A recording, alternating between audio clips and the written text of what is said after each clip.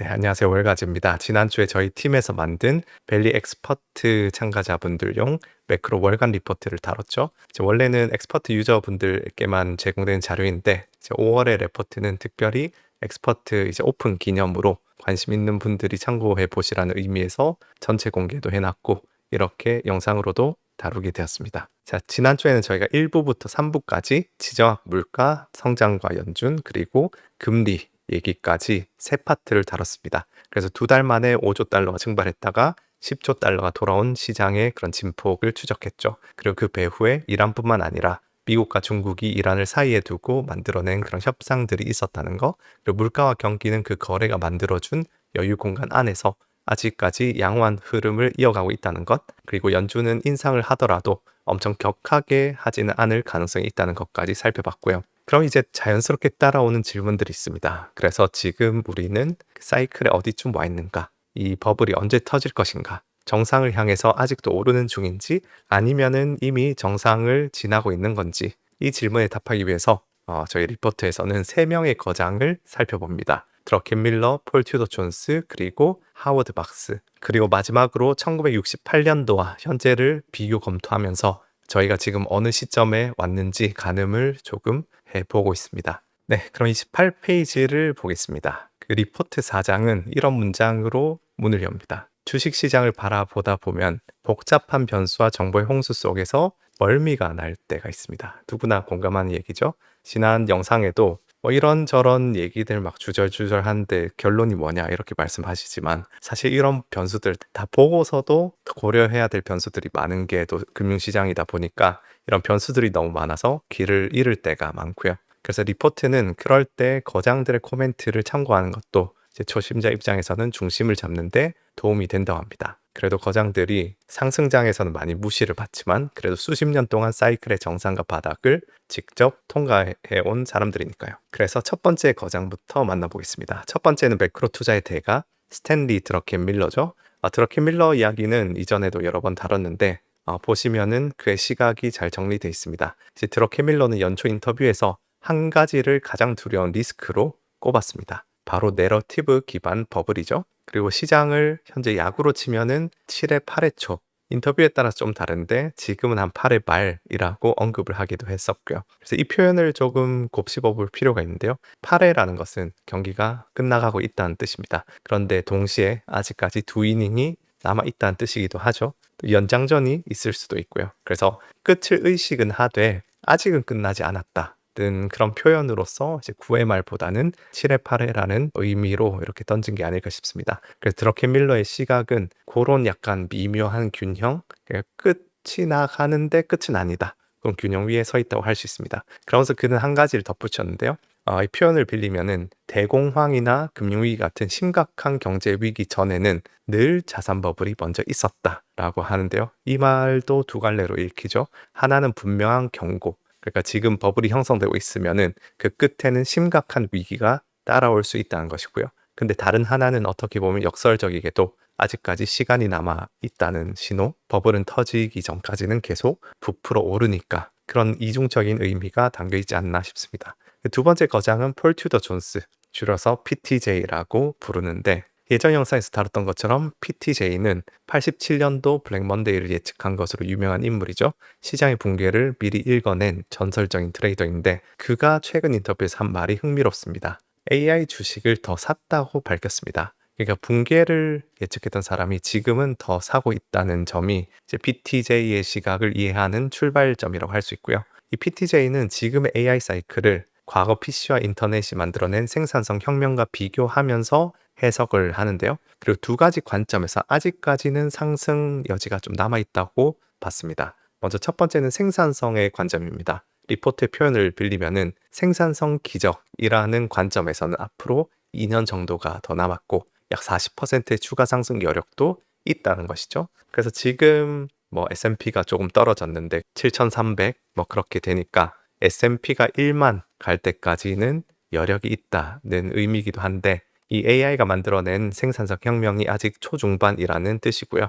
또 하나는 가격 흐름, 그러니까 밸류에이션의 관점입니다. PTJ는 지금은 다시 한 99년도 4분기쯤에 와 있는 느낌이라고 표현했는데요. 그 99년도 4분기라는 시점은 IT 버블이 정점을 향해서 마지막으로 치솟던 구간입니다. 그러니까 아직 정점은 아니지만 정점에 가까워지고 있다는 뉘앙스인 거죠. 이 부분은 이제 스탠리 드러켄 밀러랑도 좀 비슷한 그러한 8회차 정도란 뜻이고요. 그래서 생산성으로 보든 밸류에이션으로 보든 아직까지 더 오를 여지가 남아 있다는 게 PTJ의 결론입니다. 특히 그는 선거 전에 연준이 쉽게 움직이기 어렵다는 점도 짚었는데요. 이거는 우리가 지난 영상에서 다룬 그 워시와 중간선거 이야기와도 결이 맞닿겠죠. 다만 PTJ도 한 가지를 잊지는 않습니다. 언젠가는 숨이 멎을 듯한 조정, 너무 무시무시한 단어죠. 숨이 멎을 듯한 조정이 나올 수 있다는 건데요. 그래서 더 오를 여지가 있다고 보면서도 그 끝에 굉장히 가파른 조정이 기다릴 수 있음을 경계한 겁니다. 그래서 두 거장의 시각은 어느 정도 유사하다고 볼 수 있는데 이 두 사람 모두 현재 사이클을 긍정적으로 보면서도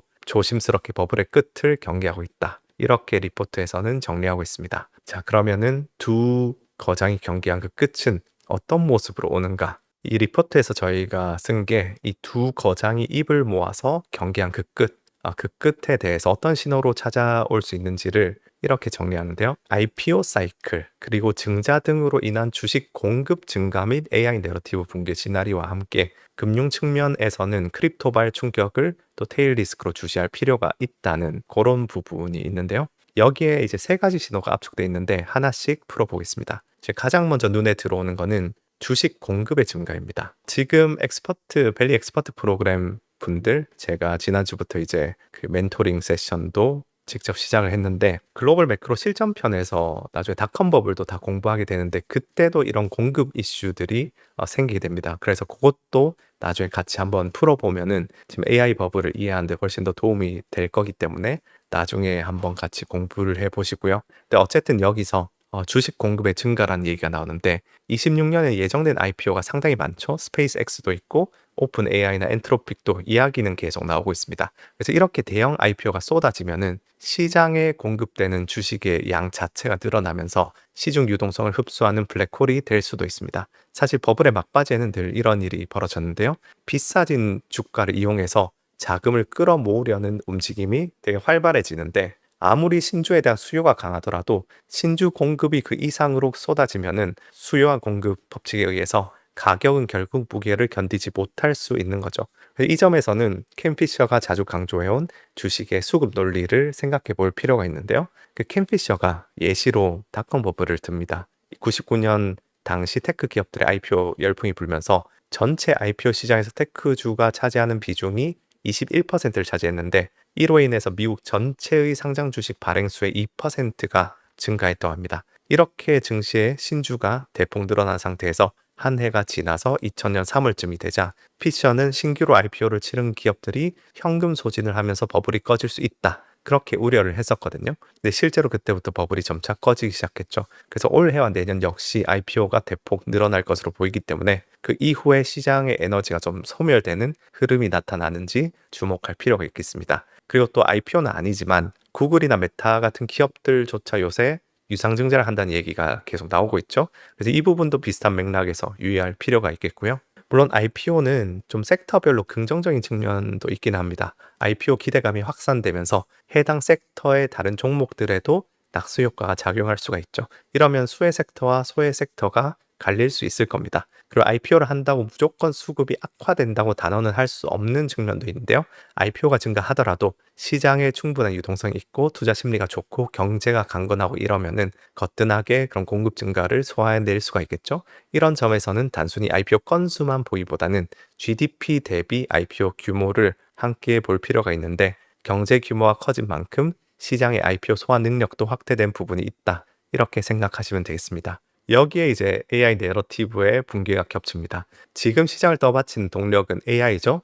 만약에 근데 이 내러티브에 균열이 생긴다면은 시장의 가장 큰 기둥이 또 흔들리게 되면서 PTJ가 말한 생산성 기적이라는 전제 자체가 무너질 수 있다는 거고요. 그리고 세 번째, 금융 측면의 테일 리스크인 크립토발 충격 이런 게 나옵니다. 이 부분이 특히 흥미로운데요. 리포트는 그 배경을 저희가 이렇게 설명하고 있습니다. 글로벌 결제 금융 네트워크는 블록체인 기술을 타고 더욱 조밀하게 연결되고 그 자금은 더 빠르게 유통되고 있습니다. 여기에 이제 결정적인 흐름이 하나 있죠. 그 블랙록의 레리 핑크가 적극 추진하는 토큰화입니다. 그러니까 자산을 디지털 토큰으로 바꿔 거래하는 이 흐름이 레거시 자산군 곳곳으로 빠르게 확산이 되고 있다는 것인데요. 사실 연결이 조밀해진다는 거는 좀 양날의 검입니다. 연결이 조밀해지면서 자금이 빠르게 흐른다는 거는 평상시에는 효율이지만 충격이 왔을 때는 그 충격이 연쇄적으로 그만큼 빠르게 전이될 수가 있겠죠. 그러니까 어떤 트리거로 위기가 생기면 네거티브 피드백으로 악순환이 발생할 수 있는데 그게 크립토라는 경로를 타고서 순식간에 그 넓은 범위로 리스크가 확산될 수 있는 구조가 만들어지고 있다. 그래서 이런 부분은 저희가 작년에 제3회 퓨전 데이즈 지방 순회 세미나를 했을 때 저희 팀에서 또 그런 말씀을 드린 적이 있습니다. 크립토 영역에서 유사 신용 창조가 일어나고 있는데 그런 부분들이 나중에 차기 금융위기에 약간 도화선이 될 수도 있겠다는 말씀을 드린 적이 있는데 어쨌든 그렇고요. 그래서 정리하면은 두 거장이 경기한 끝은 세 가지 얼굴을 하고 있습니다. 주식 공급의 증가, AI 내러티브의 붕괴, 그리고 크립토발 충격. 그래서 지금 당장의 위협은 아니지만 사이클의 끝을 가늠하는 신호로 계속 우리가 이런 부분들을 주시해야겠다라는 말씀을 드리고요. 여기에 이제 세 번째 거장의 시각을 겹쳐보겠습니다. 사이클의 대가 하워드 막스입니다. 여기 보시면은 그 하워드 막스의 진단이 짧게 인용되어 있는데요. 그는 현재를 골드러시 이후 선별, 정화, 그다음 리밸류에이션이 이제 시작되는 그런 신용 사이클의 후반부로 보고 있습니다. 그래서 막스는 특히 신용 시장을 오래 들여다본 거장이기 때문에 이런 신용 사이클에 굉장히 기민하게 전문성이 이제 높죠. 여기서 한 가지 짚어둘 게 있는데요. 이 막스가 본 거는 주식 시장의 사이클은 아닙니다. 사모 신용을 비롯해서 크레딧 시장의 사이클이죠. 최근 몇 년 동안 아시다시피 이 사모 신용 시장으로 돈이 그만큼 골드러시처럼 몰려들었는데 막스는 이제 그 호황기가 지나가고 이제 옥석을 가리는 단계로 이제 들어섰다고 본 거죠. 근데 저희가 리포트에서 막스의 진단에 한 가지 단서를 답니다. 여기 이렇게 적어놨는데요. 다만 미국 재무부와 연준이 은행 규제 완화를 적극 추진하고 있는 만큼 사이클 연장 가능성도 함께 열어둘 필요가 있겠습니다. 이 단서가 생각보다 중요한데요. 사모 신용 사이클이 후반부에 접어들었다 하더라도 정책 당국이 규제를 풀고 이 유동성의 물꼬를 좀 터주면은 그 후반부가 예상보다 길어질 수 있다는 거죠. 그래서 지난 영상에서 다룬 워시아 베센트의 규제 완화 공조, 바로 그 이야기와 연결되는 지점이고요. 그래서 여기까지 세 거장을 종합하면은 그림이 조금 더 뚜렷해집니다. 지금 모두가 사이클의 후반부라는 데는 동의를 하고요. 그러면서도 모두가 그 후반부가 아직은 끝나지 않았다고 보고 있습니다. 그 끝을 의식하되 아직 끝은 아니다. 크지만 끝이 온다면 기울기는 굉장히 가파를 수 있다. 굉장히 어려운 얘기지만 어려운 얘기가 현실인데 뭐 이렇게밖에 표현을 할 수 없지 않나 싶고요. 네, 리포트에서 저희가 어쨌든 거장들의 시각에 더해서 저희가 또 전혀 다른 각도에서 현재를 비추는 또 하나의 사례를 적어놨습니다. 그건 바로 1968년도 이야기인데요. 이 1960년대 후반이란 시점이 왜 지금 소환되는지 그 시대로 잠시 거슬러 올라가 보겠습니다. 이제 내일 올라올 그 엑스퍼트 프로그램 참가자분들한테 제가 지금 현재 시황이랑 지금 이번 주 나갈 진도에 대해서 올려드리는 부분에서 이번 주 진도가 60년대 공부하는 거긴 한데요. 이 프리뷰로 참고하시면 될 것 같은데요. 이 1968년이라는 시점은 당시에 이제 미국이 소련과의 냉전 한복판에 있었던 시대입니다. 그래서 소련을 상대로 우위를 확보하기 위해서 미국은 굉장히 거대한 그런 정부 주도의 발자국을 남기던 시대였죠. 아폴로 프로젝트나 뭐 베트남전 그런 거대한 담론들과 프로젝트에 돈을 쏟아붓던 시기입니다. 여기에 이제 또 하나의 흐름이 당시에 겹쳤는데요. 요 존슨 행정부의 위대한 사회 프로그램이라는 그런 복지 프로그램이었습니다. 이 복지 확대를 내걸었던 이 거대한 프로그램은 확장적인 재정 정책의 또 다른 축이었거든요. 한쪽에서는 냉전을 위한 국방비, 뭐 베트남전, 그다음 다른 한쪽에서는 복지를 위한 재정, 거기에다가 뭐 아폴로 프로젝트 등 그렇게 전방위적으로 돈이 풀려 나가던 시대였습니다. 그리고 그 결과가 73년도에 어떤 트리거로 폭발하죠. 결국은 인플레 불씨가 60년대 중후반에 계속 피어나다가 오일 쇼크를 계기로 점화가 된 사례가 이때 발생합니다. 그래서 요 흐름이 이제 68년이라는 그 당시의 거울의 핵심입니다. 요 얘기를 쭉 음미를 해보시면은 인플레는 어느 날 갑자기 그냥 오일 쇼크라는 그 계기만으로 폭발한 게 아니거든요. 60년대 중후반 내내 그런 확장적인 재정 정책으로 인해서 불씨가 계속 피어오르고 있었고 그 73년도에 오일 쇼크라는 불꽃이 거기에 닿는 순간 거대한 화재로 번진 거죠. 그래서 사실 지난 영상에서 저희가 73년도 오일 쇼크를 언급했던 것과 정확히 같은 부분입니다. 그래서 리포트에서는 이런 질문을 던지는데요. 그럼 현재는 어떠한가? 요 현재와 요 때를 비교해 보면은 우리는 묘한 그런 데자뷰를 느끼게 됩니다. 하나씩 겹쳐 보면은 이런데요. 일단 트럼프 대통령이 감세 위주의 정책을 펼치고 있죠. 정부가 경제에 돈을 남기는 그런 방향이란 점에서 60년대 확장 재정과도 닮아 있고요. 그 당시에도 감세 이런 것들이 있었고 또 확장 재정이 있었고 그리고 여기에 더해서 미소 냉전이 그랬듯 지금은 미중 신냉전 구도가 점점 격화되고 있습니다. 이 두 초강대국이 기술과 공급망 그리고 군사력을 두고 맞붙는 구도 그게 이제 60년대 데자뷰라 할 만하죠. 그리고 전쟁도 마찬가지입니다. 리포트는 신중하게 단서를 달긴 하는데요. 베트남전 수준은 아니다. 그럼에도 불구하고 러시아 우크라이나 전쟁이나 이란 전쟁처럼 전 세계적으로 충돌이 일어나고 있고 또 러우 전쟁 이런 것 때문에 유럽이 전방위적으로 이제 재무장을 하고 있죠. 뭐 유럽뿐만 아니고 전 세계가 재무장을 하고 있기 때문에 그게 이제 국방과 산업 분야에서 엄청난 확대 재정으로 이어지고요. 그 모든 흐름 속에서 자산 시장은 73년도에 트리거가 됐던 오일 쇼크처럼 호르무즈 해협의 장기 봉쇄 가능성을 직면을 하고 있습니다. 그래서 감세, 신냉전, 전쟁, 확대 재정, 그리고 에너지 충격, 이 60년대 후반에 인플레의 연료가 되었던 것들이 지금 다시 존재감을 드러내고 있습니다. 자, 여기서 근데 중요한 전환이 일어납니다. 앞서 드러켄밀러와 PTJ는 AI 생산성 혁명을 타고 시장이 더 오를 수 있다는 부분을 인정했죠. 그런데 68년도의 프레임은 전혀 다른 곳을 가리킵니다. 이 68년 같은 그림이 부분적으로라도 재현될 수 있다면은 우리가 주식뿐만 아니고 원자재 같은 다른 자산군으로도 시야를 넓힐 필요가 있다는 거죠. 그리고 여기서 두 시각이 팽팽하게 맞습니다. 한쪽에는 성장 내러티브가 있습니다.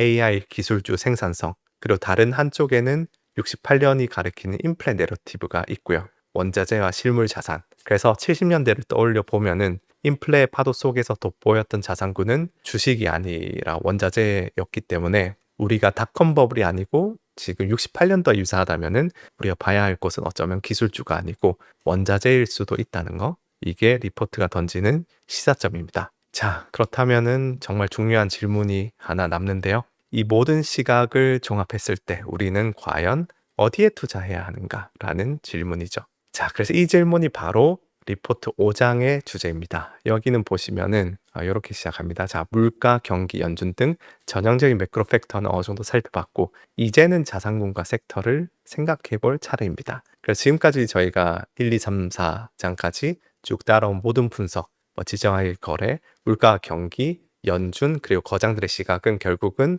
우리가 이 질문에 답하기 위한 준비 과정이겠죠. 그래서 5장의 핵심 방법론은 여기에 정리되어 있는데요. 이 리포트의 표현을 빌리면은 자산군과 섹터를 탐색할 때는 여러 내러티브가 겹치는 지점을 찾는 것이 중요하다는 겁니다. 하나의 논리만으로 베팅하는 게 아니고 우리가 여러 가지 시나리오, 예를 들어서 AI가 지금 아직까지 더 갈 시나리오 혹은 요게 어느 정도 정점이라서 꺾일 시나리오 혹은 폭락할 시나리오 어쨌든 다양한 시나리오가 있고 거장들도 뷰가 갈리잖아요. 그러면은 사실 그 중에 누가 맞다. 요걸 딱 선택해서 이 사람 말이 맞는 것 같으니까 지금 뭐 기술주 3배 레버리지를 사자. 이렇게 해서는 안 되고 항상 제가 강조하는 거는 여러 시나리오 중에서 제가 확률적으로 높다고 생각하는 거 여러 개를 좀 골라가지고 각 시나리오별로는 어떤 자산군과 어떤 섹터와 종목이 좋을지를 선별해 본 다음에 가까이 시나리오의 확률을 배정해 봅니다. 그런 다음에 거기서 공통적으로 좋은 것들이 있을 거예요. 그런 부분들을 좀 더 비중을 높인다든지 이런 식으로 확률적 사고를 하는 것이 필요하겠다. 그런 생각을 하고요. 어쨌든 여기서 리포트는 두 가지의 렌즈를 제시합니다. 첫 번째 렌즈는 매크로 담론인데요. 지금 주목할 가장 큰 담론으로 리포트는 두 가지를 듭니다. 첫 번째는 국가 자본주의, 그리고 두 번째는 브레튼 우즈 3.0. 그래서 이 두 가지가 지금 흔들리고 있는 세계 질서를 설명하는 두 가지 키워드고요. 그리고 저희가 리포트에서 이 담론을 각각 한 문장으로 요약합니다. 하나는 국채를 팔고 원자재를 사라. 그다음 두 번째는 국가가 미는 섹터를 사라. 이렇게 두 가지 메시지로 요약할 수가 있겠죠.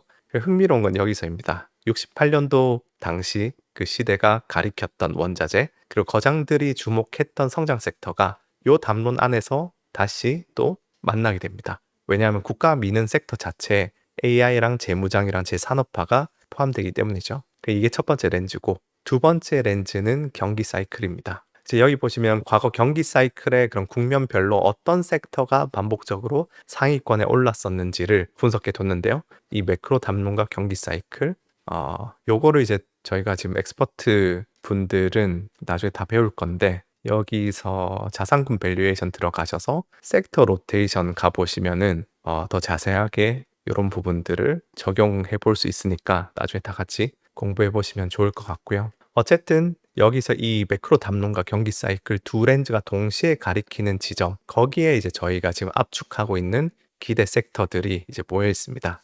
관련해서 어떤 섹터들이 있는지는 리포트 5장을 직접 확인해 주시면 될 것 같고요. 저희가 이 리포트의 후속으로 또 여기 5장에 담긴 기대 섹터들에 대해서 종목 단위까지 분석을 한 그 섹터 및 종목 월간 리포트도 이제 곧 발간 예정인데, 이 벨리 엑스퍼트 프로그램에 참가하시면은 이런 리포트가 앞으로 매달 2개씩 제공이 되기 때문에 고정 댓글을 한번 참조해 주시면 될 것 같습니다. 자, 그래서 이 시리즈를 한번 마무리해 보겠습니다. 지난 영상에서 저희는 2달 만에 10조 달러가 돌아왔던 시장, 또 오늘은 또 좀 빠지긴 했었죠. 그래서 빠지긴 했는데, 이런 어떤 시장 흐름 배후에 분쟁의 당사자들 뿐만 아니라 강대국들의 거래가 또 있었다는 점을 추적했습니다. 지금 나타난 변화들도 비슷하게 단순히 분쟁의 당사자뿐만 아니고 그 뒷단의 거래를 우리가 잘 살피면서 가늠을 해야 될 거고요. 그리고 오늘은 거장들의 새 시점을 빌려서 우리가 사이클에 어디쯤 서 있는지를 가늠해 봤습니다. 리포트가 처음부터 끝까지 강조한 한 가지가 있는데요. 중요한 거는 단기적으로 뭐 등락이 어떻게 되고가 아니고 시장이 여전히 구조적으로 상승장에 있는지를 판단하는 거. 그리고 지정학도, 물가도, 연준도, 거정들의 시각도 결국은 그러한 어떤 사이클을 판단하기 위한 재료들이라고 보시면 되겠습니다. 그래서 아시다시피 복잡한 매크로 환경을 완벽하게 예측하는 건 사실상 불가능에 가깝고요. 그래서 막 미시적으로 어떤 경제 지표 어떻게 될 거니, 물가가 오를 거니, 이런 부분들을 다 막 하시는 거는 불가능에 가깝고, 그보다는 글로벌 매크로를 실전적인 투자로 전환하는 그 틀이 필요합니다. 저희가 글로벌 매크로 지식편이랑 실전편에서는 4단계, 그리고 확장해서 7단계로 그걸 배우게 되는데, 경제 지표나 이런 변수들은 결국은 우리가 사이클을 가늠하는 어떤 프레임 속에서 저희가 해석을 해야 되고요. 그 다음 사이클을 가늠하고 나면은 각 사이클별로 어떤 자산군과 섹터가 아웃퍼폼 하는지를 저희가 가늠을 해야 할 것이고, 그 다음에 거기에 대해서 이제 투자 의사 결정을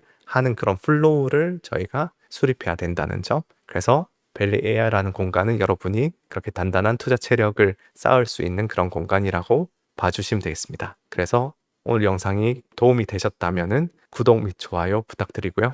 다음 달에도 더 깊고 단단한 리포트로 또 찾아뵙겠습니다. 그 두 편의 영상 끝까지 함께 해주셔서 감사합니다.